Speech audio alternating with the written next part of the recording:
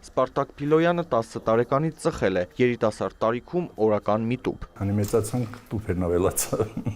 Ամիսներ առաջ գանգատվում էր անքնությունից, դժվար էր շնչում։ Ուռուցքաբանության ազգային կենտրոնում հետազոտվելուց հետո տղամարդու մոտ ախտորոշվեց թոքի քաղցկեղ, որն արդեն գտնվում էր 3-րդ փուլում։ 3 օր չի քնում։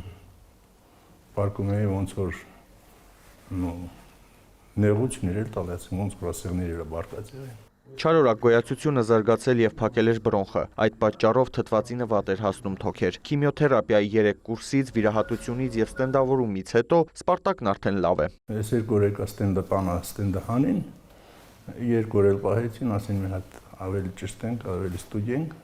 նոր բաց թողենք։ Ու գոհ եմ իրանցից շատ անձնակազմից։ Հիվանդության առաջացման գլխավոր պատճառը ծխելն է։ Ըստ վիճակագրության չարորակ ուռուցք ունեցող բուժառուների 90%-ը ծխող է եղել։ Այլ գործոններից է նաև ազբեստի փոշին, այլ գործոններից է կանցերոգեն նյութերը, այլ գործոններից է գենետիկ ֆակտորները, որոնք պակաս կարևոր չեն, սակայն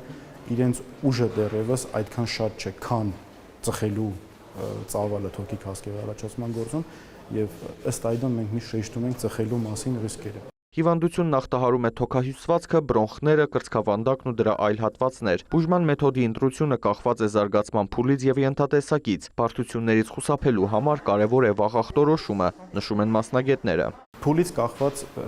ընտրվում է վիրաբուժական կամ կոմբինացված մեթոդը, կոմբինացված վիրաբուժություն եւ դեղորայքային բուժում կամ ավելի բարձր փուլերի համար կոմբինացված դեղորայքային բուժում ճառագայթային բուժման հետ։ Եվ տեսակներ կան թոքի քաղցկեղի կազմում, որոնք ենթակա չեն վիրահատության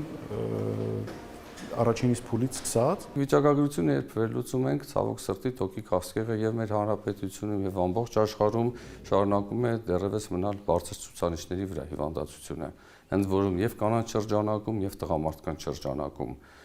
Եվ ամենից անհանգստացնող գործոնը այն է, որ բավականին մեծ տոկոս է կազմում բարձր թողի դեպքերի քանակը։ Քաղցկեղի առաջացման ռիսկի խմբում են 50-ից 75 տարեկանները, որոնք առնվազն 10 տարի օրական 1 տուփ ծխախոտ են օգտագործել, սակայն ուռուցքը կարող է զարգանալ նաև չծխողների մոտ։ Չէ, երբեք չեմ ծխել, չեմ ծխել։ Մահը եկել է իմ առաջ։ Չեմ դիմել այսօր եկուց միջև